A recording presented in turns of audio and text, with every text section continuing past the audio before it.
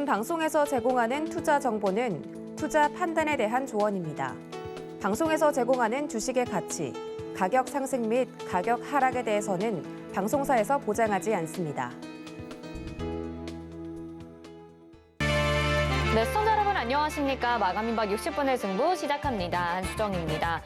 국민의힘 대선 후보 결과가 지금쯤에 나오기로 했는데요. 같이 결과 궁금해하시는 분들도 있으실 것 같습니다. 저희가 결과 발표가 되면 저희도 안내를 해드릴 테니까요. 계속해서 저희 방송 함께 하시면서 시장 대응 전략도 세워보시면 좋을 것 같아요. 오늘 지수는 또 지지부진한 모습을 보여주고 있고 이런 가운데 그나마 좀 수급을 받는 곳이 자동차 그리고 2차 전지주들의 상승세 보여지고 있거든요. 여러분들은 뭐 정치 테마나 2차 전지, 그다음에 게임주 어떤 것들이라도 종목에 지금 계좌에 들어가 있는지 모르겠습니다. 함께 하시면서 저희와 함께 수익도 챙겨 가보시면 좋을 것 같습니다. 유튜브를 통해서도 참여 가능하죠. 유튜브 검색창에 서울경제TV 검색하시고 이 방송 보시면서 방송과 관련된 궁금증, 시장과 관련된 궁금증 남겨주시면 저희가 또 반영해서 답변 도와드리도록 하겠습니다. 금일본 방송에서 제공해드리는 정보는 투자 판단에 대한 조언입니다. 해당 종목의 가치와 수익률 보장해드리지 않는다는 점 참고하시길 바라겠고요. 저희 서울경제TV 전문위원 및 패널을 사칭한 1대1 유사 수신행위가 성행하고 있습니다. 저희는 대표 번호로만 운영하고 있고요. 개인 휴대폰 번호로는 운영하지 않고 있으니까요. 의심되는 연락 받으신 분들은 아래 번호로 전화 주시기 바라겠습니다. 저희 서울경제TV와 서울경제신문은 당사의 브랜드입니다. 서울경제증권TV와는 무관하며 기타 유사 명칭에 주의하시기 바랍니다.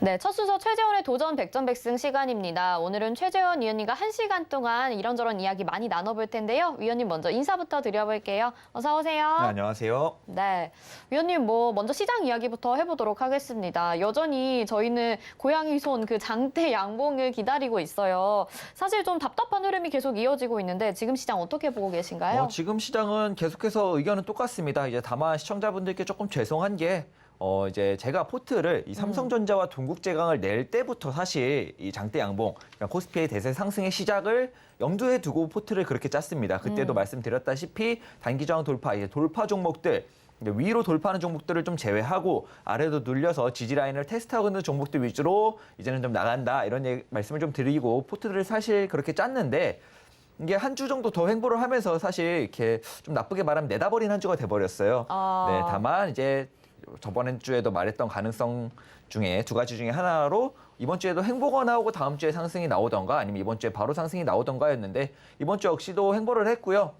굉장히 계속 하방 압력을 많이 줬는데도 지지라인은 이탈하지 않았습니다. 지지라인은 이탈하지 않았다면 이렇게 많이 하방 압력을 주고도 깨지 못했다면 당연히 상방입니다. 여러분들 좋아하는 쌍바닥, 삼중바닥 그런 개념이라고 보시면 될 것 같고요.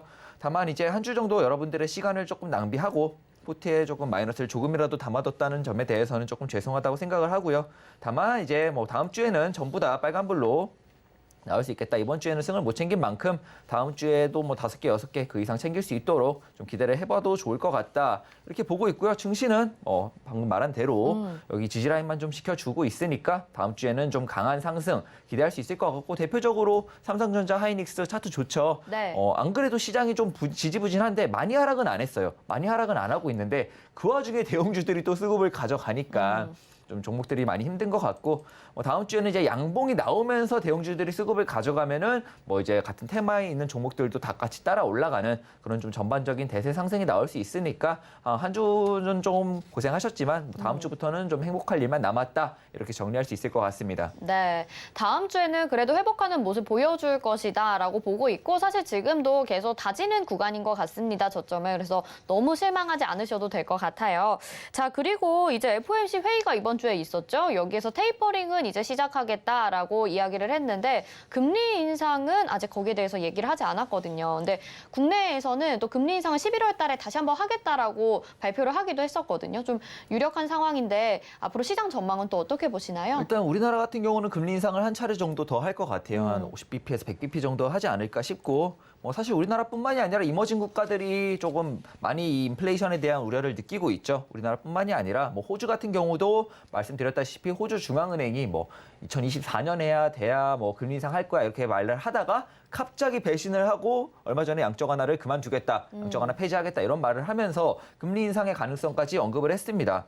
그렇게 호주 같은 경우도 좀 금리 인상의 가능성을 시사를 했고 단기간 내에 우리나라 같은 경우는 이미 한 차례 했고 한 번 정도 더 할 것 같고요. 브라질 역시도 조금 금리 인상을 우려하면서 인플레이션을 우려하면서 금리 인상을 하고 있고 캐나다 같은 경우는 뭐 미국의 스케줄에 어느 정도 맞춰서 따라가는 듯합니다. 테이퍼링을 어느 정도 한 후에 금리 인상을 계획을 가지고 있다 이런 식으로 발표를 했고요. 일본 같은 경우가 좀 특이합니다. 일본 같은 경우는 뭐 지난 20년간이 좀 힘들었기 때문에 이거를 양적 완화로 올려놨잖아요. 양적 완화로 올려놓은 만큼 이 인플레이션에 대한 우려 계속해서 좀 디플레 상황이었기 때문에 인플레이션에 대한 우려가 없고 뭐 계속해서 양적 완화를 계속하겠다 뭐 이런 포지션을 취하고 있고 현재 좀 일본만 특이한 포지션을 취하고 있다 이 정도로 해석할 수 있는데 아무래도 우리나라 역시도 우리나라 포지션 자체가 뭐 호주, 브라질과 비슷한 뭐 이머징 국가와 선진국의 어느 사이 그 정도라고 볼 수 있기 때문에 이 국가들이랑은 좀 비슷한 스탠스를 가져가는 것 같아요. 다만 이 미국의 금리 인상은 완전 다른 이야기입니다. 왜요? 현재 미국 같은 경우는 연준이 테이퍼링을 실시하고 있죠. 월 150불씩 해가지고 한 8개월 정도 해가지고 하려고 하는데 그 금액이 사실 얼마 되지 않아요. 이번 이 코로나 쇼크로 인해서 이 양적 완화로 연준이 푼 돈이 어마어마합니다.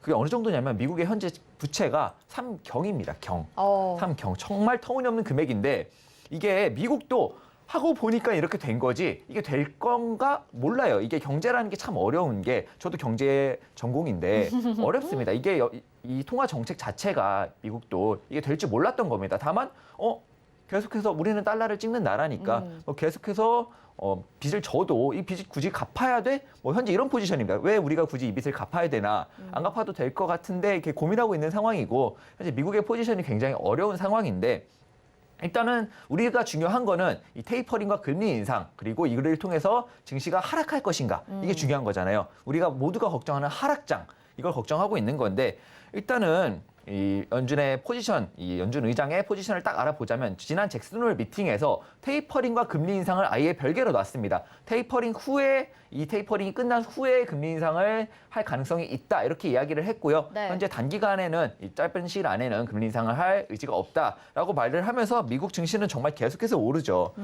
어제도 말씀드렸지만 차라리 미국 증시를 했어야 됐나 뭐 이런 생각을 하고요. 근데 이제 보면은 증시가 오른 이유는 하나입니다. 이 근본적인 이유를 아셔야 돼요. 이 쇼크로 인한 수요가 부족해지니까 이 수요를 늘리기 위해서 무제한 양적 완화 돈을 계속해서 푼 겁니다. 시장에. 정말 터무니없는 돈 3경이나 풀렸죠. 정말 터무니없는 돈을 풀면서 그 돈이 이 자산 시장으로 유입이 좀 되면서 이 모든 자산 가격들이 뭐 주식만 오르지 않았죠. 부동산도 뭐 오르고 있고 전 세계적으로 이 모든 자산 가격이 많이 오르는 그런 형태가 나왔는데 이게 여러분 이 자산 가격은 물가에 포함되지가 않습니다. 물가에 포함되지가 않아서 자산 가격이 아무리 올라도 이게 인플레이션 지표에 올라가지 않아요. 다만 이게 경제가 또 웃긴 게 연결이 될 수밖에 없습니다. 최근에는 어떻게 연결이 되고 있냐? 자산 가격이 오르니까 사람들이 일을 안 하죠. 왜냐하면 자산 가격이 올랐으니까 내가 좀 덜 벌면 되지. 나 이래서 맞아요. 한 달에 한 3,400만 원 버는데 일 안 하고 가만히 있는데 막 집값이 몇 억씩 올라. 누가 일을 하고 싶겠습니까? 그렇죠. 그냥 가만히 있다가 좀 덜 벌고 쉬면서 그냥 내 자산 가격이 오르는 것만 기다리겠다. 이렇게 생각을 하면서 이게 수요가 막 늘어나는 상황에 일을 안 하니까 공급난이 해결이 안 되는 거예요. 그 와중에 뭐 세계적으로 공조가 안 되니까 현재 뭐 에너지 공조도 안 되고 무역도 그렇고 이 공급난을 좀 해결하기 위해서 세계적으로 공조도 안 되고 있는 와중에 이 세계 최대의 소비국이죠. 현재 계속해서 돈을 이렇게 뿌려대면서 소비를 제일 많이 하고 있는 미국에서 사람들이 일을 안 합니다. 일자리가 없어요. 이 공급난이 해결이 과연 될까? 이런 우려가 있으면서 저는 지난번에도 말씀을 드렸는데 이 인플레이션이라는 게 현재 그렇게 심각하지 않아요. 네. 심각하지 않은데 인플레이션에 대한 우려가 인플레이션을 만드는 겁니다. 말씀드렸다시피 우리나라 같은 경우는 제조업 국가고 원자재를 수입해서 제조한 다음에 수출하는 국가이기 때문에 이 원자재 가격이 굉장히 민감해요. 근데 다만 중장기적으로 봤을 때 제가 원자재 가격은 오를 거다 계속해서. 왜냐면은 이게 공급난이 해결될 기미가 전혀 보이지 않기 때문에 원자재 가격은 중장기적으로 오를 거다. 이런 말씀을 드렸는데 그렇게 되면은 우리나라 같은 이런 원자재를 수입해서 제조해서 수출하는 나라 같은 경우는 이 원자재 가격을 계속해서 올라갈 거라고 우려하고 미리 사둘 수밖에 없어요. 그렇죠. 그렇기 때문에 인플레이션의 우려 때문에 실질적으로 원자재 가격이 더 올라가는 우려가 인플레이션을 실제로 만드는 그런 상황이 일어나고 있는데 이래서 경제가 좀 웃긴 그런 상황인 것 같아요. 그렇다면은 이제 이 증시가 어떻게 내릴 가능성이 두 가지가 있습니다. 어떻게든 내려요. 왜냐하면 오르기만 하는 건 없기 때문에 어떤 방향으로 내릴지에 대해서는 이 두 가지 가능성을 좀 설명을 드릴 텐데, 첫 번째는 이 인플레이션. 이 결과적으로 발생을 하죠. 이 원자재 가격이 계속해서 오르고 사람들이 불안하니까 원자재를 미리미리 이렇게 사두고 사재기를 해두고 이렇게 되면서 점점 인플레이션이 심해지고, 이게 실물 경기로 오는 데까지는 시간이 좀 걸려요. 지난번에도 네. 말씀드렸는데 한 6개월에서 8개월, 길면 1년 정도까지 걸린다, 이런 말씀을 드렸었죠. 지금 당장에는 인플레이션이라고 못 느낄 수 있어요. 다만 이 자산 가격이 어떻게 좀 안정되지 않고 계속해서 상승이 되고 이러면서 사람들이 일을 안 하기 때문에 결과적으로 이 공급난이 해결이 안 되고 인플레이션에 대한 우려가 계속해서 발생하면서 이게 실질적으로 인플레이션으로 이어지고, 그렇게 되면서 이제 공급난이 해결이 안 되니까 네. 지금 미국은 고성장입니다. 근데 이게 공급난이 해결이 안 되면 결과적으로 성장이 둔해질 수밖에 없어요. 그렇게 되면은 돈은 돈대로 풀려 있는데 성장이 둔화되는 저성장, 즉 스태그플레이션이 발생하면서 연준이 어쩔 수 없이 금리를 좀 강하게 올리는 그런 상황을 통해서 하락장이 한번 올 수 있고요. 그리고 이 테이퍼링이라는 게 아까 말씀드렸죠. 증시가 오른 이유가 뭐냐? 돈을 뿌려서 올린 겁니다. 돈을 뿌려서 올렸고, 돈을 뿌려서 올렸는데 이게 결국 테이퍼링이라는 게 돈을 회수하는 거예요. 현재는 뭐 150억 불씩 하겠다, 8개월 동안, 이런 이야기가 있었는데 더 늘릴 수 있다, 이런 가능성도 시사를 했고요. 그리고 상황에 따라서 금리 인상의 가능성도 아예 언급을 안 하진 않았습니다. 금리 인상에 필요하면 하겠다라는 스탠스고, 항상. 다만 연준 입장에서는 현재 미국은 고성장을 보이고 있기 때문에, 그리고 만약에 금리 인상을 좀 하게 되면은 아무래도 욕을 제일 많이 먹죠. 그렇기 때문에 조금은 우려를 하는 최종 수단이다. 연준의 최종 수단이지만 언제 나올지는 모르고, 결과적으로 테이퍼링이 진행되면 이미 연준에서 테이퍼링을 하겠다, 안 하겠다, 하겠다, 안 하겠다 하면서 시장의 충격을 줬다, 안 줬다, 줬다, 안 줬다 하면서 사람들이 이 테이퍼링에 대해서 뭐야, 테이퍼링 예상대로네, 이런 포지션을 좀 취하니까 시장이 이렇게 좀 반응을 안 하는 것 같은데, 테이퍼링이라는 게 결국 시중에 풀린 돈을 다시 회수해 가는 겁니다. 이 유동성이 줄어드는 거죠. 그렇게 되면은 당연히 자산 가격인 주식과 부동산의 가격이 어느 정도 조정을 받을 수밖에 없고, 이게 현재로서는 사람들이 뭐 계속 테이퍼링 뭐 별거 아니네, 이렇게 생각할 수 있는데, 이게 원래 연준의 전략이었던 거고, 결국 테이퍼링이 실행되고 금리가 조금씩 오르면은 뭐 내년이나 돼서 연준이 계획하는 건 한 내년 5월에서 6월 보더라고요. 그때쯤 돼서 실제로 금리가 올라가면서 좀 증시가 많이 하락을 할 수 있다. 이렇게 두 가지 가능성이 있습니다. 현재로서는. 네, 알겠습니다. 인플레이션이 계속 확산되면서 금리 인상에 대한 우려까지. 근데 지금은 우려가 너무 심한 상황이다, 이렇게 말씀을 해주셨습니다. 자, 말씀을 드리는 동안에 이 국민의힘 후보 결정이 됐습니다. 윤석열 전 검찰총장이 됐고요. 국민의힘 대선 후보로 선출이 됐습니다. 득표율 현황 한번 살펴보시죠. 윤석열 후보가 47.85%, 홍준표가 4.50%, 유승민이 7.47% 득표를 하면서 이렇게 지금 결과가 나왔다는 소식도 전해드리도록 하겠습니다. 자, 시장 상황과 금리 인상에 대해서 전망을 좀 들어봤고요. 그러면요, 오늘 시장에서 주목을 받았던 테마들 위원님은 어떻게 바라보셨는지 화면으로 먼저 만나보도록 하겠습니다.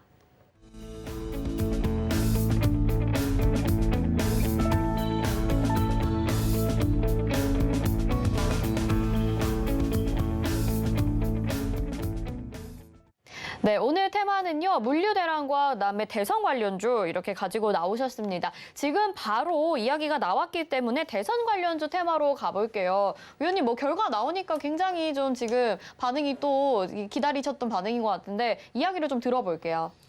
일단은 뭐 제가 윤석열 관련주를 갖고 있어서 좋아했던 거는 아니고요. 네네. 이전에 분석에서도 말씀드렸죠. 아무래도 이제 이 국민의힘의 이 득표율을 봤을 때 홍준표 후보가 됐을 경우에 이 윤석열 후보가 가지고 있던 지지율이 그대로 홍준표 후보한테 흡수되지 않을 가능성이 높다. 이런 말씀을 드렸기 때문에 홍준표 후보가 나왔을 때는 이재명 후보와 좀 어떻게 될지 모른다. 이런저런 변수가 있고, 여전히 이재명 후보가 민주당의 고정 지지율 38%에서 한 40%를 갖고 있기 때문에 유리할 수 있다, 이런 말씀을 드렸었는데, 윤석열 후보 같은 경우에는 원래 가지고 있던 고정 지지율 자체가 중도고 홍준표 후보가 어느 정도 보수의 지지율을 갖고 있었다 하면은 어느 정도 이제 합쳐질 가능성이 높습니다. 네. 그렇기 때문에 이제는 좀 비등비등해졌다. 이제는 윤석열 후보 쪽이 조금 더 유리해질 수 있다. 이렇게 보여지는데, 그렇다면은 이제는 이재명 관련주는 보지 말아야 되고, 윤석열 후보의 관련주 지금 올라오는 상위권 보면은 뭐 서현 있고요, 덕성 있고요, 오베이스 있고요. 그다음에 뭐 아이크래프트가 없어졌네요. 네, 원래 있었는데 아이크래프트도 있었고, 이 관련주들이 전부 다 올라왔는데 네. 이제는 좀 조심하는 게 좋습니다. 제가 오기 전에 서현과 덕성 차트를 잠깐 봤는데, 이게 상승이 파동에 어느 정도 끝자락 파동으로 보여요, 사실. 이 덕성과 서현탄 메탈 같은 경우는 기존의 대장주였죠. 뭐 뉴스가 있었죠. 덕성이 경선 결과 발표 전에 뭐 대표가 자기 지분을 팔았다. 뭐 이런 이야기가 있을 정도로 뭐 파동의 끝자락으로 보여지고요. 거래량도 굉장히 많이 터졌습니다, 이 자리에서. 이게 좋은 흐름은 아니에요, 확실히. 이 윤석열 후보가 뭐 국민의힘 대선 후보가 됐고 뭐 실질적으로 이재명 후보와 비교 봤을 때 승리 가능성이 굉장히 높긴 하지만 관련주는 또 다른 이야기죠. 주식 같은 경우는 지금까지 그 기대감에 올라왔던 거고 어떻게 보면은 재료 소멸로 볼 수 있다. 네. 그렇기 때문에 이 직접적인 관련주보다는 이제는 윤석열 후보 측에 조금 정책 관련주들 위주로 집중을 하는 게 좋지 않을까 이렇게 보고 있고요. 이재명 후보 관련주 같은 경우는 뭐 끝은 아닙니다. 끝은 아닐 겁니다. 왜냐하면 이재명 후보는 아까도 말씀드렸다시피 민주당이 고정 지지율을 가지고 있어요. 고정 지지율을 가지고 있기 때문에 완전히 불리하다 이렇게는 볼 수 없는 상황이기 때문에 이재명 후보 관련주들도 어느 정도 상승세를 보일 확률이 높습니다. 네. 그럼 정리를 좀 해보면 윤석열 관련주는 스톱인 거죠. 네, 일단은 스톱. 너무 그리고 위험하다. 이재명 관련주들은 고인 거예요. 이재명 관련주들은 바닥권에서 올라오는 종목들은 잠깐 단기 시세로 봐줄 만하다. 분명히 좀 나눠주시면 좋을 것 같은데 일단은 스톱으로 알아듣는 네, 게 일단은 더 스톱으로. 편할 것 같습니다. 정치 테마주 대선 관련주들은 좀 조심스럽게 대응하는 전략이 필요할 것 같고 차트상으로도 그렇게 확인이 된다고 말씀을 해주셨어요.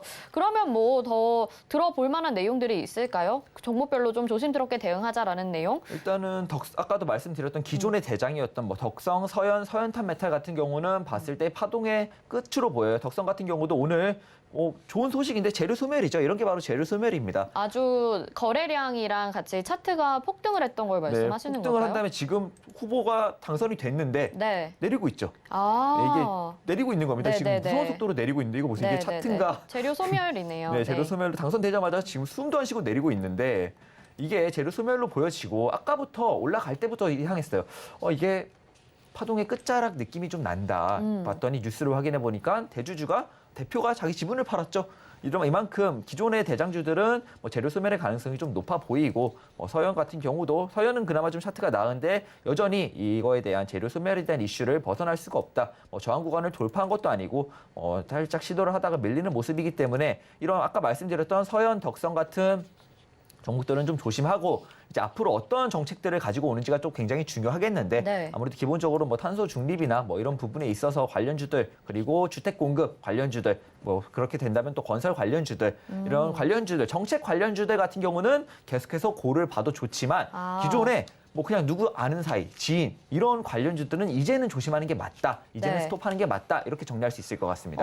정치 인맥주 같은 경우에는 스톱이다. 그렇지만 정책 관련주들은 봐도 좋겠다. 이렇게 말씀해 주셨어요. 네. 그러면 정책 관련주들도 최근에 정말 여러 개들이 있는데 그중에서 좀 관심 있게 보시는 섹터가 있다면 어떤 게 있을까요? 아무래도 결과적으로 주택 이번 정부에서 좀 제일 실패했다고 보는 부동산 정책에 관련된 네. 주택 공급 관련주들이랑 뭐 건설주들 볼 수 있겠죠. 네. 그런 관련주들 볼 수 있을 것 같고 결과적으로 탄소 중립에 대해서 이 윤석열 후보가 어떤 정책을 들고 나올지가 좀 굉장히 궁금합니다. 굉장히 궁금하니까 그 부분에 대해서 좀 주시를 하고 어떤 정책을 들고 나올지 모르겠지만 뻔하겠죠. 사실 뭐 친환경 에너지 이런 건데 조금 더 획기적인 방안들이 있을 수 있습니다. 충분히 저도 알고 있는 뭐 그런 좀 획기적인 방안이 있을 수 있기 때문에 좀 연구를 해서 어떤 좋은 정책을 제시를 할지는 조금 더 봐야 될 것 같고 이 탄소 중립에 있어서 세계적인 트렌드에 맞춰서 어떤 정책을 준비해 오는 거에 따라서 그 관련주들이 좀 많이 오를 수 있기 때문에 건설주랑 탄소 중립 이 두 가지 관련주는 정책에서 어떤 정책을 가지고 오는지 주시를 하고 계속해서 지켜보는 게 좋을 것 같습니다. 알겠습니다. 건설주들 같은 경우에는 최근에 굉장히 많이 쉬어갔습니다. 그렇기 때문에 지금이 또 모멘텀을 받을 기회가 될 수도 있을 것 같고 탄소 중립 종목들도 자세히 보자라는 말씀 덧붙여 주셨습니다. 오늘 결과 계속해서 주목하시는 분들 많으셨을 텐데 오늘 드리는 이 테마에 대한 내용들이 좀 도움이 되시면 좋을 것 같네요. 자, 그러면 두 번째 테마로 넘어가 보도록 하겠습니다. 두 번째 테마는 물류 대란인데요. 지금 이번 주 이제 수목금 화요일부터 계속 요소수에 대한 이야기를 하고 있는 것 같거든요. 고 스톱 일단은 고일 것 같아요. 어떻게 보시나요? 네, 맞습니다. 고입니다. 네, 이유 좀 들어볼게요. 아무래도 이 요소수 관련돼서 좀 이야기가 사람들이 잘못 알고 있는 게 있는데 중국에서 공급을 제한하는 게 아닙니다. 중국에서는 공급을 제한하는 게 아니고 중국도 없는 거예요. 정확히 아셔야 됩니다. 중국 같은 경우는 이 요소를 석탄으로 만들고 이 유럽 같은 경우는 천연가스로 만들어요. 근데 유럽은 지금 천연가스가 없고 중국은 석탄이 없어요. 왜? 호주랑 싸워가지고 대부분의 석탄을 호주에서 가지고 오는데 나 호주 석탄 안 사. 그랬더니 호주가 오히려 반대로 나 너희한테 안 팔아. 이렇게 되면서 중국은 지금 석탄이 없어요. 석탄이 없어가지고 이 요소가 부족해지는 거고요. 네. 당연히. 그렇게 되면서 비료도 부족해지고 결과적으로는 식량난까지 이어질 거다. 이런 말씀을 드렸는데 정확히 아셔야 됩니다. 중국이 없어요. 호주가 손을 안 내밀어주면은 중국은 이 공급난을 어떻게 해결할 수가 없습니다. 그렇기 때문에 아까도 제가 말씀드렸던 이 결과적으로 세계적으로 공주가 안 되고 있다. 지금 서로 싸우기만 하고 네. 전 세계적으로 원자재 공급난인데 서로 도와주지는 못할 망정 나 너한테 공급 안 해 이러고 있으니 이게 해결될 기미가 전혀 보이지 않는다. 그렇기 때문에 당연히 이 요소수의 가격 상승으로 인한 이 물류 대란도 당연히 관련주들도 계속해서 고입니다. 알겠습니다. 지금 석탄 자체가 부족하기 때문에 요소수 관련주, 이 물류 대란 관련주들이 계속해서 고다 말씀을 해주셨는데 그러면 요소수 관련주라고 이 테마 이름을 붙여주신 게 아니라 물류 대란이라고 붙여주셨기 때문에 지금 화물, 운송, 택배 이런 쪽에 관심주들을 보고 계신 것 같거든요. 네. 어떤 종목들을 좀 보면 좋을까요? 오늘 대표적으로 시세 상승이 있었던 게 동방이랑 KCTC입니다. 동방이랑 KCTC 중에는 아무래도 이 동방 같은 경우는 한번 쿠팡 관련주로 엮이면서 너무 많이 올랐고 굉장히 매물대가 깊다, 네. 너무 뭐라고 해야 될까요? 두껍다 이렇게 볼 수 있는 종목이고요. 오늘 같은 경우에 중요 가격을 돌파를 못했습니다. 동방 같은 경우는 그래도 뭐 어느 정도 여기 정도는 돌파할 것 같아요. 한 번 정도는 더 올라갈 것 같지만 올라가봤자 한 7,700원 정도의 저항 라인을 넘을 수가 있을까? 이런 좀 의문이 드는 종목이고 KCTC 같은 경우는 좋습니다. 훨씬 좋아요 차트가. 굉장히 좋고 그렇기 때문에 만약에 이 물류 관련주들을 볼 거면 아무래도 KCTC가 조금 더 좋아 보인다. 매집 자체도 좀 깔끔하고요. 동방보다는 훨씬 낫습니다. 알겠습니다. KCTC와 동방 관심 있게 보고 계시는데 그중에서도 KCTC가 좀 더 좋겠다 이렇게 말씀해 주셨어요. 근데 두 종목의 차트를 보니까 다 급등했다가 하락을 또 크게 하고 지금 약간 저점에 다지면서 올라오는 느낌인데 사실 그때 쿠팡이 나스닥에 상장한다 이거는 좀 하나의 빅 이벤트 정도에 불과했었던 것 같은데 네. 지금 이렇게 요소수 대란이나 물류 대란 같은 경우에는 앞으로도 좀 장기적으로 있을 것 같다라는 생각이 들거든요. 그래서 이 종목들을 좀 오랫동안 들고 가는 전략에 대해서 어떻게 보시나요? 아까도 말씀드렸다시피 이 요소수의 공급난, 그러니까 즉 이 원자재 공급난이 세계적으로 쉽게 해결될 것 같지가 않습니다. 계속해서 이전에 천연가스 유가 이야기할 때도 좀 중장기적으로 봤을 때는 이 원자재 가격은 계속해서 오른다고 봐야 된다. 아까 이야기했던 인플레이션의 우려가 인플레이션을 낳는 것과도 일맥상통하고요. 그렇기 때문에 단기적으로 중장기적으로 해결이 안 되면 계속해서 오를 수밖에 없죠. 네. 계속해서 오를 수밖에 없으니까 이 물류 대란 뿐만이 아니라 이게 아까도 말씀드렸지만 비료 같은 경우는 이 물류 대란도 물류 대란인데 결과적으로는 이 농산물 우리 먹는 거 네. 이 농산물 관련주랑도 좀 직결됩니다. 그렇기 때문에 물류 대란도 보면서 농산물 관련주들도 계속해서 보는 게 좋을 것 같고요. 이게 결과적으로는 이런 물류 대란이 아니고 결국 식량난으로 이어질 거예요. 그러니까 이 원자재 가격의 상승으로 인한 이 관련주들 중에 이렇게 시세에 첫 상승을 주는 종목들 같은 경우, 테마대 같은 경우는 그냥 제가 보기에는 한동안은 계속해서 눌리면 매수해서 올라갈 때 매도하고 눌리면 매수해서 저항대에서 매도하고 이렇게 계속해서 봐도 좋을 만큼 네. 중장기적으로 봤을 때 이 원자재 가격이 어떻게 잡힐 방법이 보이질 않습니다. 저는. 하나만 더 추가적으로 질문 드려볼게요. 그렇다면 CJ 대한통운 같은 경우가 이런 택배사들의 가장 큰 종목이라고 생각이 드는데요. 이 종목 같은 경우에는 오늘은 좀 조정을 또 받는 모습이거든요. 왜 다른 흐름이 보여지는 거죠? 시가총액이 너무 큰 게 문제가 아닐까요? 아무래도. 근데 그래도 양봉이 나올 수는 있는데 조정을 양봉이 받다 나올 수는 보니까 있는데 아무래도 이게 시장이라는 게 참 어려운 게 그냥 시장에 언제나 제가 말하지만 테마는 시장이 판단하는 겁니다. 이게 좋은 호재인지 아닌지도 시장이 판단하는 거예요. 네. 결과적으로 이 매수 주체는 시장이고 매수를 하는 사람들이 CJ 대한통운보다는 이게 아무래도 급등주 좋아하다 보니까 우리나라 사람들 특성이 CJ 대한통운보다는 아무래도 KCTC나 동방 쪽이 훨씬 가볍고 네. 이전에 전적이 있잖아요, 이렇게. 그리고 직접 쿠팡이랑도 관련이 있고 그러다 보니까 우리나라 또 물류의 중심하면은 또 쿠팡 아니겠습니까? 그렇죠. 그러다 보니까 좀 수급을 몰아받는 느낌이고요. 중장기적으로 계속해서 이게 심해진다면 뭐 관련된 다른 물류 관련주들도 상승을 하겠죠. 알겠습니다. 자, 그러면 두 번째 테마가 물류 대란이었고요. KTCT를 좀 보면 좋겠다라고 말씀해 주셨습니다. 자, 오늘의 테마 이제 알아봤고요. 계속해서 여러분들과 함께 오늘의 종목까지 알아보는 시간 가져보도록 하겠습니다. 운영 원칙부터 만나보시죠. 네, 일주일에 3개의 종목을 포트에 편입합니다. 종목 매수가에서 5% 수익을 달성하게 되면 승을 한 개 챙겨가죠. 제시한 손절가 이탈 시 패로 정하고요. 손절가는 노란 톡방에서 공지합니다. 승과 패만 존재하고 무승부는 없습니다. 모든 종목은 2차 매수까지 유예할 수 있고요. 도전 백전백승 포트폴리오 살펴보도록 하겠습니다. 현재 23전 12승 0패 보여지고 있습니다. 자, 9월 27일부터 저희 시작을 했고요. 승 챙겨간 종목들 먼저 보시면 코아스, 노랑풍선, 현대해상이 승 챙겨갔고요. 이즈미디어, 코데즈 컴바인이 좀 오래 기다리게 하고 있네요. 열심히 도전 중입니다. 다음 보겠습니다. 네, 파라다이스 아시아나항공도 위드 코로나 관련주인데 잠깐 좀 주춤하고 있죠. 큐브엔터는 빠르게 또 승 챙겨갔었고 팜스토리도 승, 세원 승 챙겨갔습니다. 또 비료주들도 계속해서 보자 하셨는데 팜스토리 이때도 시세 좋았습니다. 다음 보겠습니다. 네, 동국제건 철강주들은 오늘도 조정을 좀 크게 받고 있고요. 삼성전자 많은 분들이 기다리시는 종목일 것 같습니다. 텔레칩스, MPK는 소개해드리자마자 하루 만에 또 승을 챙겨갔었던 종목이죠. 수익 보신 분들 축하드리고요. NFC도 도전 중입니다. 네, 폴라릭스웍스, 아진엑스텍, 나노, 카카오뱅크 여기 뭐 메타버스 관련주의 은행주까지 엮이면서 여기 지금 승 빠른 시간 안에 챙겨갔었던 종목들 보이시죠? 그리고 HK 이노에 오늘 승을 챙겨가진 못했었는데요. 오전 중에 급등이 나오기도 했습니다. 영국에서 이 먹는 코로나 치료제 정식으로 승인을 했다는 소식 전해지면서 승을 거의 거둘 뻔했다는 거 약간 아쉽습니다. 다음 보겠습니다.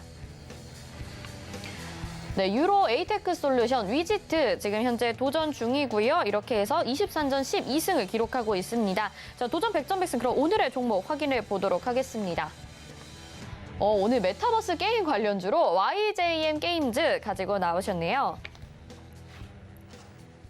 네, YJM 게임즈 오늘의 종목으로 가지고 나오셨고 매수가부터 먼저 좀 들어볼까요? 매수가는 2,415원이 현재가니까 2,415원으로 하겠습니다. 2,400 갑자기 25원이 됐네. 이 실시간으로 매수하시는 분들. 네. 네, 현재가에 그럼 2,425원으로 25원의 네. 매수가를 정해주셨습니다. 뭐 워낙 위원님이 좋아하시는 테마니까 잠시 후에 좀 더 자세하게 이야기 들어보도록 하겠고요. 종목들 이제 포트폴리오에 있는 거 AS 좀 받아보도록 할게요. 이번 주에 승이 좀 나와줬으면 좋겠는데 아쉽습니다. 일단은 어떤 종목부터 리뷰를 해볼까요? 일단은 뭐 아까도 말씀드렸다시피 제가 아무래도 이 포트 자체를 지지난주부터 지수의 대세 상승에 맞췄습니다. 대형주들도 좀 많이 보이고 네. 시가총액이 큰 종목들도 좀 많이 보이고 이런 테마주들도 많이 보이고 그런 관련된 그렇기 때문에 이번 주 한 주는 내다 버렸다. 그래 그만큼 다음 주에 대세 상승이 나온다면 진짜 5개, 6개, 많게는 7, 8개까지 기대해 볼 수 있겠습니다. 승을. 일단 알겠습니다. 오늘 좀 아쉬운 모습을 보인 HK 이노엔부터 좀 알아보자면 네. HK 이노엔은 제가 어제 바로 2차 매수 가격을 제시를 해드렸는데 네. 뭐 바로 오늘 갑자기 뭐 10몇 프로까지 올랐다가 종가는 보합입니다. 좋은 모습이죠. 사실은 매집봉이다. 어느 정도 물량 테스트를 했다. 그리고 다시 지지라인 위로 차트를 올려놨다. 이 정도로는 좀 긍정적으로 볼 수 있을 것 같고 뭐 영국에서도 승인을 했고 말씀드렸다시피 미국에서 1조나 선구매를 했다는 거는 승인하겠다는 소리니까 저는 5%뿐만이 아니라 여기도 넘을 수 있다. 이렇게 보고 있기 때문에 이 부분은 알아서 대응하시되 우리 같은 경우는 프로그램이 5% 수익권에 입절하는 거니까 웬만하면 최대한 5%에 같이 따라오는 네. 게 좋아 보입니다. 알겠습니다. 그리고 동국제강 같은 경우는 오늘 한국주강이 거의 상한가를 갔는데 좀 안 좋은 모습을 보이는 것 같은데 지지라인 안으로 들어왔습니다. 지지 밴드 박스 안으로 들어왔고 여기를 이탈하지 않는 선에서 지수가 다음 주에 올라간다면 올라갈 것 같고 아무래도 시가총액이 큰 종목이다 보니까 지수 영향을 아예 못 받지는 않을 것 같고요. 다만 이탈은 하지 않았다 이렇게 볼 수 있을 것 같고요. 한 번씩 다 짧게 보려고 하니까 짧게 설명드리면서 넘어가도록 네. 하겠습니다. 많은 분들이 불안하실 것 같고 아시아나항공 같은 경우는 이 매수 밴드, 이 박스 라인을 좀 크게 잡았는데 내려왔다가 바로 올라갔어요 오늘.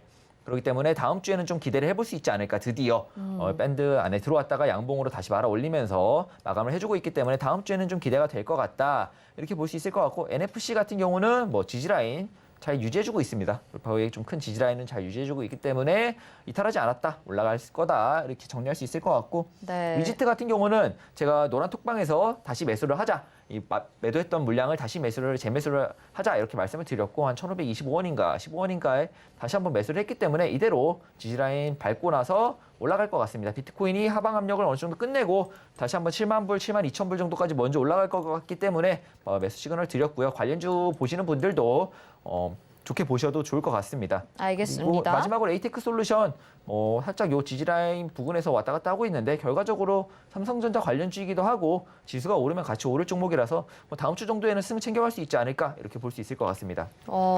굉장히 빠르게 저희가 시간 관계에서 속사포 랩으로 AS를 해드렸는데요. 혹시라도 좀 어렵다 하시는 분들은 노란톡방 저희가 안내해드리고 있으니까요. 샵 0082번으로 최재원 보내주시면 되겠습니다. 가격 전략 한 번 더 받아보시고 승 챙겨갈 수 있게 여러분들도 같이 기대해 주시면 좋을 것 같습니다.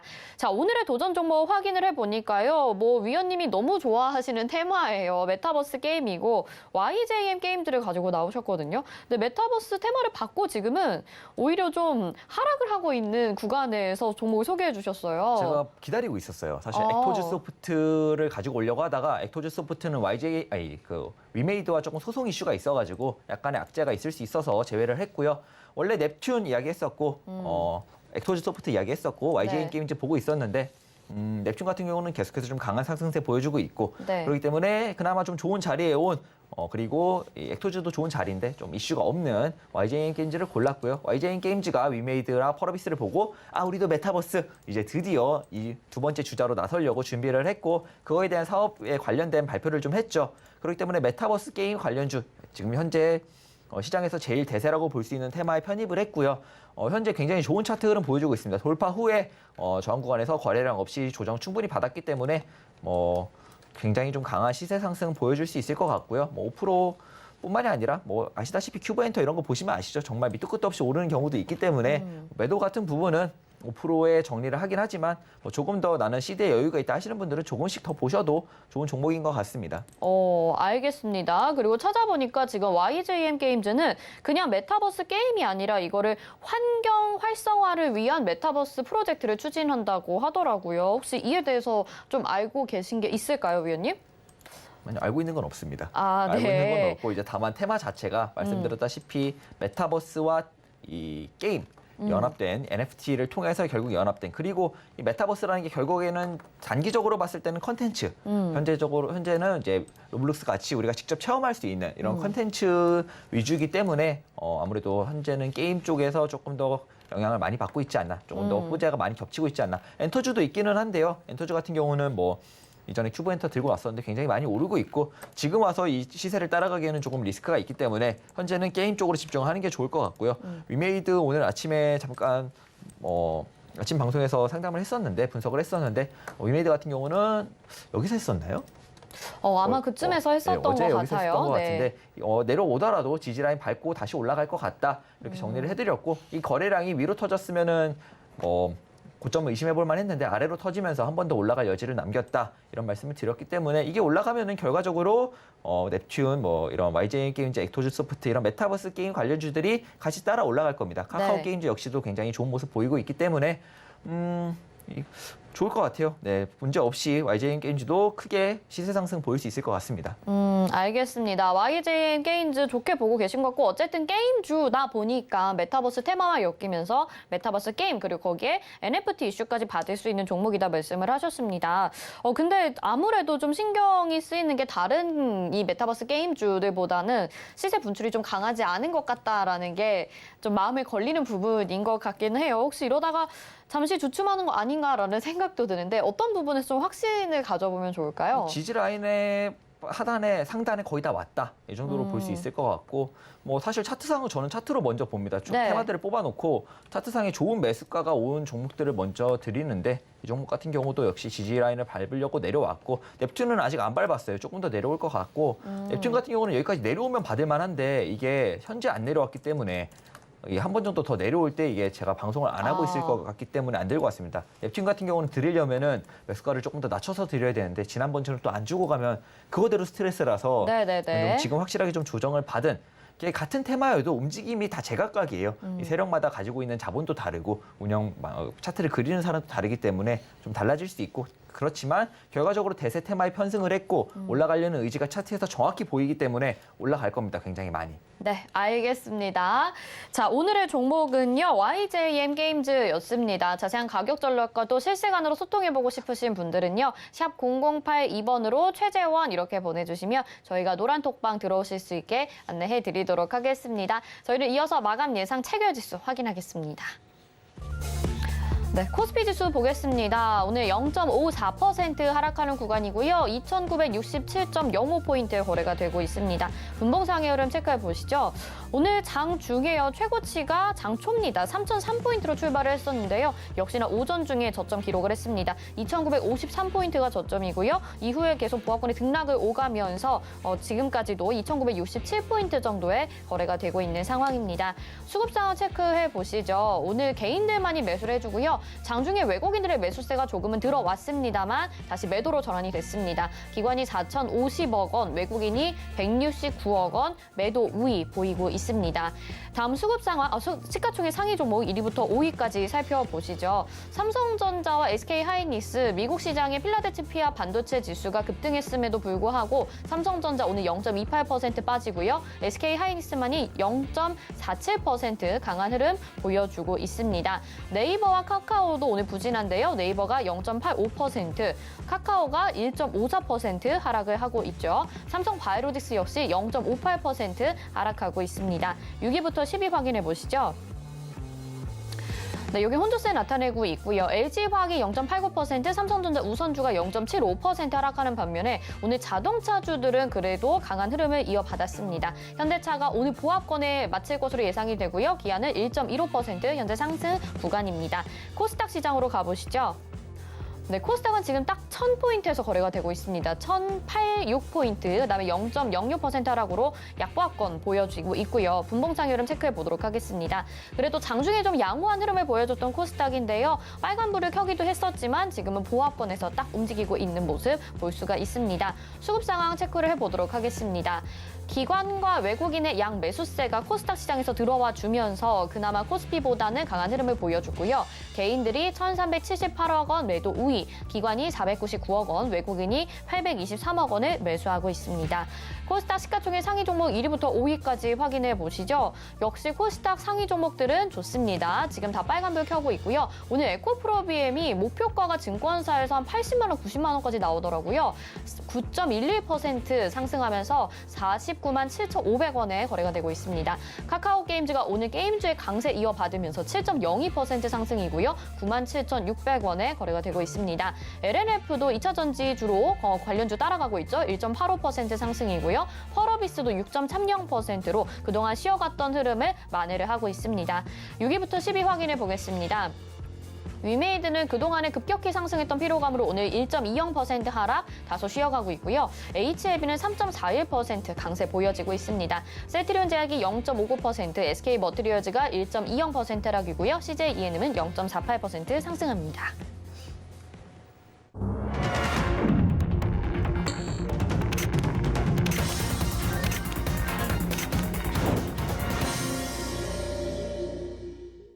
네, 오늘 장 이렇게 마치게 됐습니다. 시장 지수는 답답하지만 정말 빠르고 이슈들도 많고 움직이는 테마들도 많은 것 같습니다. 그렇기 때문에 아주 자세하게 들여다본다면 또 수익을 낼 수 있는 종목들이 많았었을 것 같은데요. 그걸 좀 발빠르게 대응을 못한다는 게 개인 투자자분들의 아쉬운 점이 아닐까 싶어요. 위원님은 오늘 시장 어떻게 보셨나요? 오늘 시장 아까 말씀드렸다시피 마지막으로 지난주에 이번 주 장을 예상할 때 한 주 정도 더 횡보하고 오르거나 바로 오르거나 이런 말씀을 드렸었습니다. 이번 주 한 주 정도 더 횡보했고요. 지지라인 계속해서 두들겼는데 못 깼습니다. 이탈 못했으면 올라야죠. 이제 다음 주는 오를 일만 남았고 제가 아까 내다버린 한 주였다. 제 입장에서는 이미 코스피의 좀 대세 상승을 예상하고 시가총액이 큰 종목들부터 반도체 그리고 이런 지수의 영향을 받는 종목들 위주로 포트를 세팅했습니다. 돌파보다는 이 지지라인을 밟는 종목들 위주로 포트를 세팅했고요. 그렇기 때문에 이번 주 한 주 같은 경우는 진짜 아무것도 할 게 없었던 정말 조금 내다버린 한 주였고 그 부분에 대해서는 굉장히 죄송하게 생각을 합니다. 다만 이제 제가 시기까지는 완벽하게 예측할 수 없는 사람이기 때문에 네. 한 주 정도 이런 오차가 있을 수 있고 다음 주에 기다렸던 만큼 많은 승 챙겨갈 수 있을 것 같아요. 이렇게 지지를 여러 번 했는데 못 깼으면 결과적으로 오르기 마련입니다. 이 지수도 결과적으로 개별 종목과 크게 다르지 않아요. 이게 큰 수급에 따라서 움직일 뿐이지 그 종목들과는 크게 다르지 않기 때문에 이렇게 지지 라인을 잘 밟았으니까 다음 주에는 올라갈 거고 이번 주에 못 챙겼던 승수만큼 다음 주에 훨씬 더 많이 빠르게 챙겨갈 수 있을 거를 충분히 기대해 보셔도 좋을 것 같습니다. 알겠습니다. 자, 위원님들이 좀 가장 어렵게 생각하시는 게 그 타이밍 맞추기인 것 같더라고요. 위원님, 오늘 좀 시장에서 상승했었던 섹터를 좀 질문을 드려보고 싶은데 에코프로비엠이 오늘 굉장히 많이 상승을 보여줬었거든요. 이런 종목은 근데 2차 전지 관련주를 많이 가지고 나오시진 않았던 것 같아요. 우리 테마에서. 그래서 지금 시장에서 전망 정도는 어떻게 보시는지 궁금해요. 2차 전지 같은 경우는 이전에 한번 짧게 말씀을 드린 적이 있을 거예요. 당연히 계속해서 갈 수밖에 없는 테마죠. 계속 고운가요, 네, 이 당연히 종목도? 계속해서 보이는데 이거를 과연 어디서 살 거냐. 이게 과연 여러분들 이거 따라가실 수 있으세요? 이거는 이게 너무 어렵습니다. 이거 굉장히 어려운 차트고 뭐 거래량이 안 터진 부분에 있어서 뭐 추가적인 상승을 할 거다. 이 정도는 예상할 수 있고요.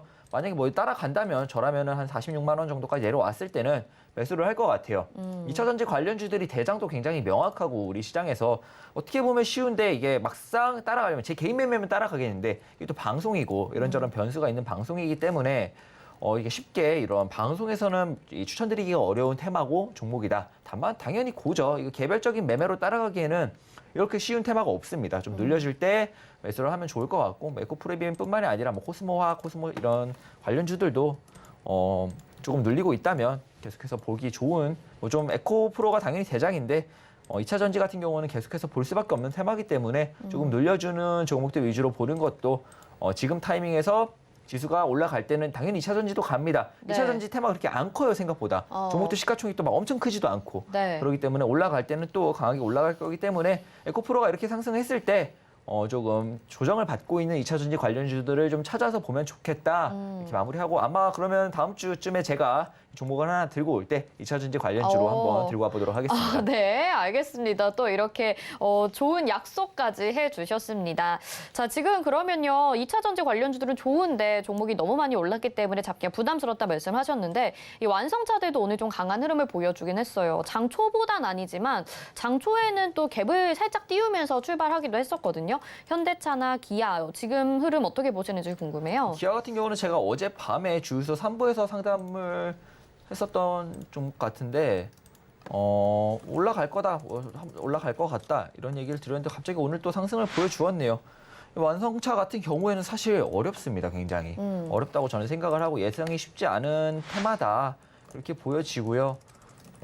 일단은 차트상의 근거로만 좀 대응을 하는 게 좋을 것 같아요. 이 부분 같은 경우는 쉽게 예측이 가능한 테마가 아닙니다. 반도체처럼 이제 오를 것 같다 이런 게 분명한 테마가 아니에요. 언제든지 당연히 뭐 이런저런 요소들 때문에 오를 거라고 볼 수는 있겠지만 돌파 전까지는 조금 더 보수적인 관점으로 접근을 하는 게 좋을 것 같습니다. 차트상으로 보면은. 네, 알겠습니다. 자, 그러면요. 지금 마감된 지수는 정리를 해드렸고요. 다음 주 장은 전략을 어떻게 세워보는 게 좋을지 여쭤볼게요. 어떻게 하면 좋을까요? 다음 주 전략장 같은 경우는 이전에 말씀드렸던 대로 바로바로 돌파해주는 종목을 당일 따라가는 게 아니라면 좀 이렇게 조정을 받을 때 지지라인까지 밟고 지지라인을 지켜주는 종목들 위주로 접근을 해보시는 게 좋을 것 같고요. 결과적으로 우리나라 지수가 이대로 하방은 절대 아닙니다. 거의 가능성이 한 10%도 안 된다 이렇게 볼 수 있을 것 같고 그만큼 여러분 아까도 보여드렸다시피 차트에서 이 박스 안에 지지라인만 이번 주 벌써 한 3번을 밟았어요. 밟은 것까지 하면 4번인데 이렇게까지 못 깼다는 건 이탈하지 않았다는 거는 결과적으로는 이러나 저러나 상방이다. 이러나 저러나 여기서 좀 지표를 시키고 힘을 모은 다음에 상방이기 때문에 이런 이 상방인 포트는 어떻게 이 상방일 때 지수가 상방일 때 포트는 어떻게 짜야 되는지 계속해서 말씀을 드렸습니다. 대형주가 없으시다면 한두 종목 정도는 편입을 해두는 게 좋고 반도체 좋고요, 당연히. 그리고 반도체와 연결된 테마들도 좋고 그리고 이제 좀 네이버, 카카오 같은 시가총액 큰 종목들 그리고 돌파 종목들보다는 이 지지라인을 좀 깔끔하게 거래량 없이 흘러서 지지라인을 밟아주고 있는 종목들 위주로 포트를 짜면은 좀 이렇게 다음 주에 종목들이 순환매가 되면서 크게 시세 상승을 보일 때 좀 쉽게 수익을 낼 수 있는 그런 장이 아닐까 이렇게 예상을 해볼 수 있을 것 같습니다. 알겠습니다. 자, 그러면 저희 이 도전 백전백승에 있는 종목들 중에서도 또 승을 챙겨가는 종목들이 있겠죠? 다음 주에 제 예상대로만 지수가 흘러가 준다면 한 5개에서 많게는 7, 8개까지도 챙길 수 있을 것 같습니다. 오, 5개에서 7, 8개까지 네, 말씀을 또 해주셨습니다. 자, 다음 주장 전략에 대해서 들어봤는데 최근에 진짜 쉽지 않은 장을 계속해서 겪고 계실 것 같아요. 하지만 진짜 그런 기간도 이제 거의 막바지에 다른 것 같습니다. 저희 도전 백전백승 시즌 그리고 마감인박 60분의 승부 함께 하시면서 전문위원님들과 시장 전략도 함께 세워보시고 종목별 대응 전략도 알아보시기 바라겠습니다. 샵 0082번으로 최재원 이렇게 보내주시면요. 노란톡방 들어오실 수 있게 링크 답장으로 보내드리도록 하겠습니다. 자, 저희 시간이 좀 여유가 있어서요. 마지막으로 뭐 위원님이 하시고 싶은 말씀 있으면 좀 도와주시죠. 이게 시장이 참 어렵죠. 저도 이렇게 저도 이제 기본적으로 우리나라 시장을 예측을 할 때 미장을 좀 많이 봅니다. 미장 예측을 먼저 하고 이전에도 그 나스닥 조정 부분에서도 그랬고요. 저는 선물 차트를 좀 위주로 매매를 하고 또 가상화폐 관련돼서 매매를 하기 때문에 그런 차트를 많이 보는데 현재 국장만큼 이런 이머징 국가들의 시장만큼 어려운 시장이 없는 것 같아요. 원자재 가격 상승, 우리나라 같이 뭐 특히 뭐 수출의 의존도가 굉장히 높은 이런 원자재가 나지 않는 우리나라 같은 경우는 아무래도 세계적으로 봤을 때 조금 이런 원자재 가격들이 계속해서 오르고 있는 상황엔 힘들 수밖에 없는데 그렇다고 이 시장에 돈이 없는 것도 아니고 계속해서 이런 모습을 보인다는 건 결과적으로 올라갈 것 같다. 이런 말인 것 같고 이 하락장 우려가 좀 굉장히 많으신 것 같아요. 대부분 계속해서 뭐 테이퍼링 금리 인상 이야기를 하는 거 보니까 계속해서 이 지수가 바닥에서 오르지도 못하고 있는 걸 보면은 아무래도 하락장 우려가 많으신 것 같은데 그냥 한 가지만 딱 말씀을 드리자면 보통 큰 하락 전에는 굉장히 큰 상승이 있습니다. 스퀴징이라고도 하는데 이 지수 같은 경우에는 선물이나 옵션 같은 경우에 이런 이해관계도 굉장히 많이 얽혀 있기 때문에 뭐 이런 대외적인 악재가 있다 해서 쭉 내리지만도 않고 네. 이런 스퀴징 이라고 볼 수 있는 좀 무빙이 나올 수 있기 때문에 계속해서 지켜보는 게 좋을 것 같고요. 전반적으로 이 인플레이션에 대한 해칭, 많은 분들이 요즘 매매하시는 가상화폐 같은 경우도 인플레이션의 해칭의 용도로 많이 오른 것 같아요. 비트코인 뭐 ETF 같은 경우도 사실 현물 ETF가 아니라 선물 ETF라서 크게 그렇게 수요가 많이 몰리는 것도 좀 이상하고 되게 좋지는 않은 상황인데 그래도 이 인플레이션에 대한 해칭, 골드랑은 좀 다른 포지션을 가지는 것 같아요. 이제는 금에서 비트코인이다 이렇게 보여지는 것 같고 그렇기 때문에 골드는 현재 하방 차트, 비트코인은 한 번 정도 더 상승 파동을 그리고 있습니다. 그렇기 때문에 가상화폐 매매하시는 분들도 참고해서 아직은 상승의 여력이 좀 남아있다 이렇게 보면서 참고하면 될 것 같고요. 인플레이션 우려가 해소될 때쯤에 이 가상화폐는 굉장히 많이 내릴 거기 때문에 그때까지만 보는 게 좋을 것 같습니다. 알겠습니다. 자, 이렇게 가상화폐에 대한 내용까지 들어봤고요. 여러분들 샵 0082로 최재원 보내주시기 바라겠습니다. 위원님 여기서 인사드릴게요. 고맙습니다. 감사합니다.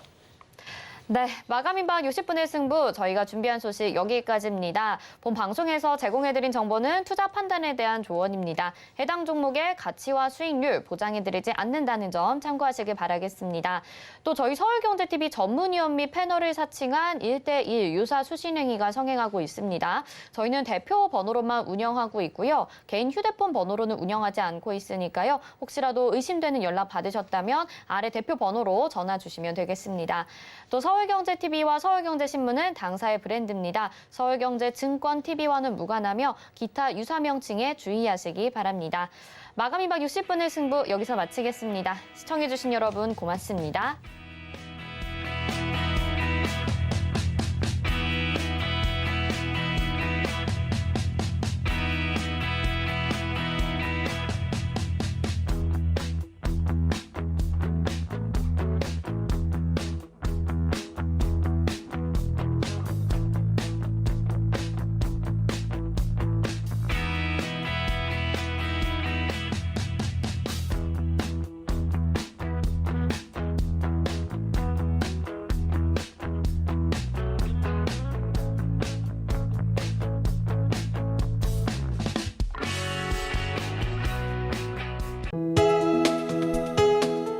본 방송에서 제공하는 투자 정보는 투자 판단에 대한 조언입니다.